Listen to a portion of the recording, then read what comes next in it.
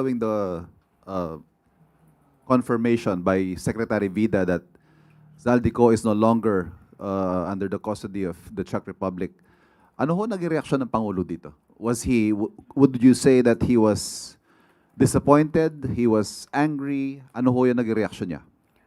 Nakausap po mismo natin ang Pangulo ngayong araw at sinabi niya na disappointed siya. Dahil malapit na sana natin na pauwi si Zaldico. But since meron nga pong ibang bansang involved at ang lumalabas lamang po na kanya na-violate ay ang paggamit ng invalid documentation. So, ang bansang Czech Republic po ang siyang mag-uutos kung anong gagawin kay Zaldico. Batid din po siguro ng Pangulo na hindi lamang siyang dismayado, kundi marami sa mga Pilipino ang umasa, lalo't sa kanya nang galing ang anunsyo. Doesn't the President feel compelled to issue an apology over the announcement that he made himself? Balik ko ang tanong, saan po siya dapat mag-apologize?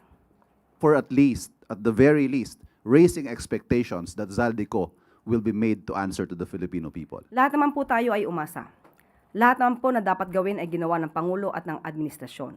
Ang kanyang inireport naman po ay tama.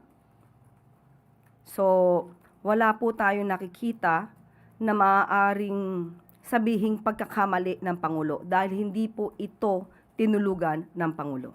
Pero since ipinatatawag po niya ang ambassador ng Czech Republic at ng France para malaman kaninyo kung ano ang mga pwedeng nagawa sana, is that an admission that something went wrong somewhere?